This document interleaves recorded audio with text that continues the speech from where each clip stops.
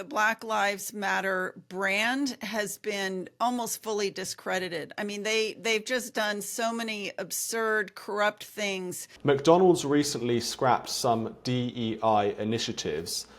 Is this because President Trump was just re-elected? Actually, I mean, that probably helps, but this is a long-standing trend now, and I'm going to actually give a lot of the credit to Robbie Starbuck. This shows the power of what one person can do. He decided to take on corporate DEI programs. He's been targeting them, he's been exposing them, putting them on social media, and forcing them to step back from these ruinous programs. And I also think we have to give credit to Elon Musk. The fact that he freed up Twitter for conservatives and made it safe for conservatives, but also he's been very helpful because he has consistently retweeted what Robbie Starbuck has been posting, and that has helped get the word out to millions of people. So do you think the tide against woke, there's a sort of sea change, as it were, across American companies as they retreat from these DEI policies? I am not so optimistic that we're actually on an all-out retreat. I think it is safer for them to step away from these programs now. But, I think we have a much deeper problem, right? The ideology behind DEI started taking root in this country, honestly, with the student movement of the 1960s. It's been digging its way into our culture for 60 years. Even if corporations start to step away from it, and I think that they will, I think this trend will continue, but we have a much bigger problem, which is that DEI is still completely embedded both in our universities and in our culture. Look, Hollywood, theater, publishing are all just completely inundated with DEI. So, I'm going to be optimistic that corporations may continue to step away, but we've got a deeper cultural problem. You've written this book about cultural Marxism and next-gen Marxism and so on. So you view DEI as a kind of Marxist project? Yeah, DEI is not about wanting people to do better. If it was really about wanting people to do better, we would come together as Americans to find a way to improve things for all people. DEI is all about grievance. It's all about making people feel like they've been victimized, making people feel that they are aggrieved, and therefore that they want to overthrow the system. Bottom line, it's rooted in critical race theory. It's absolutely Marxist, and its ultimate goal really is to overthrow the system in the United States as it currently is. They hate meritocracy. They hate freedom of speech. It's a very it's a totalitarian mentality. Isn't it the case that DEI is just another way of saying essentially anti-white racism and discrimination? Because all the DEI policies seem to discriminate against one particular group, that is straight white men.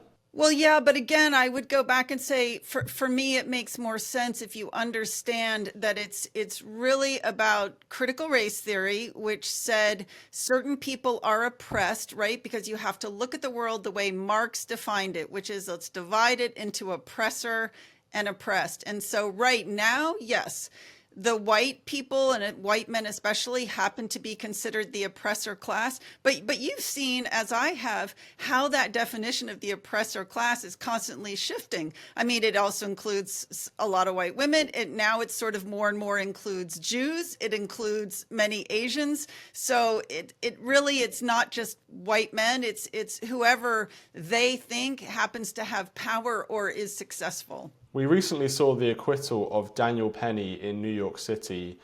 He was on the subway when Jordan Neely was being incredibly threatening to people on the subway car. It surprised many people that Daniel Penny was acquitted in New York, which is an ultra-liberal state and city, and prosecutors were trying to make this a race issue, again, another sort of George Floyd moment. Were you surprised when Daniel Penny was acquitted? Honestly, I wasn't. I know what New York is like, but at the same time, this was such a clear-cut case where he came to the defense of innocent bystanders who were being sort of aggressively attacked by somebody who was clearly unhinged.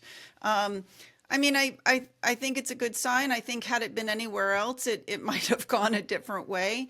But I think it went the way it should have gone. It made sense, that ruling. After that acquittal, there was a very timid response from the Black Lives Matter protesters, aggravators, the usual suspects who are trying to stir up racial tension and so on.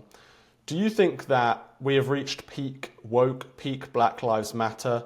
It seems like since 2020, we haven't seen anything on the level of the riots and the protests they had over George Floyd. And ever since then, it's just been a bit of a decline. Yes, I definitely think the Black Lives Matter brand has been almost fully discredited. I mean, they've just done so many absurd, corrupt things with the money that they were given, with the sort of social cachet that they had.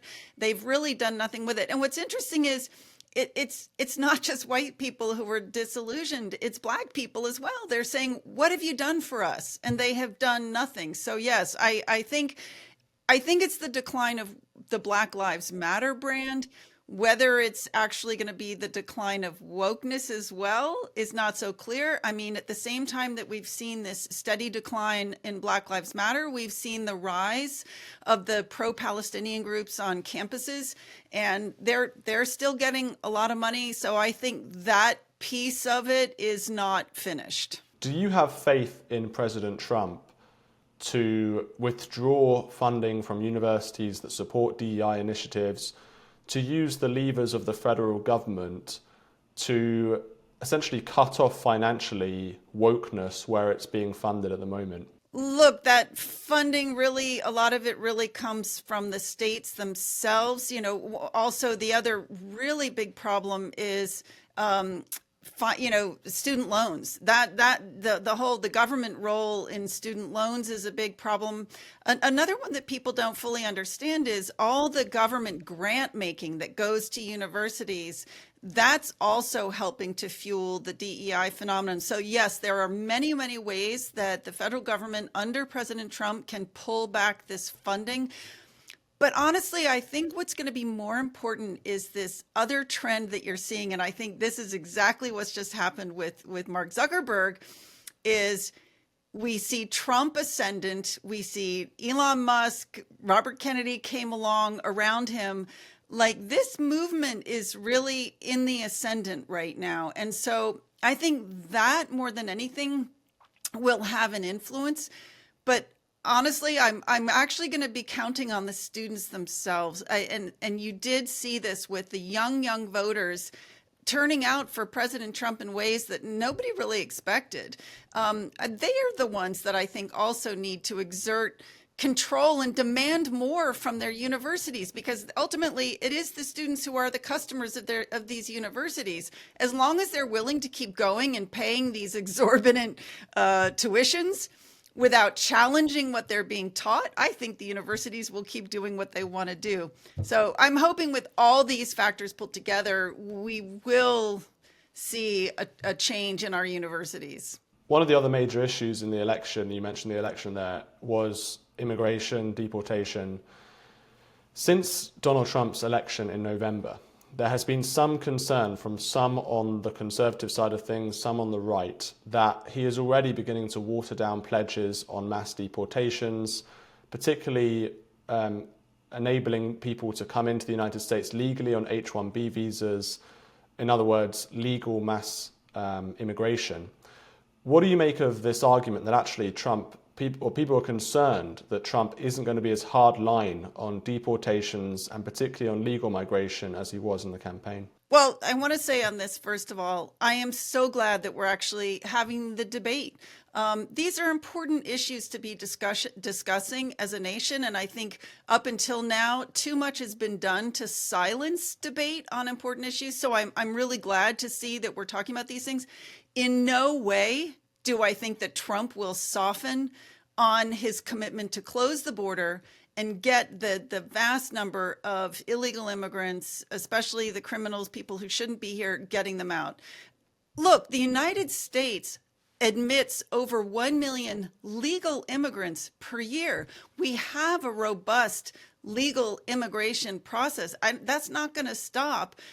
It's the illegals that he's going after. In no way do I think he's going to not deliver on his promise. There's been some talk of, yes, he's talking about deporting the criminals, the illegal criminals. And obviously there's a bit of semantic thing, because surely all of them are technically criminals if they've come into the country illegally. But he's going to focus on those who've committed crimes in the United States.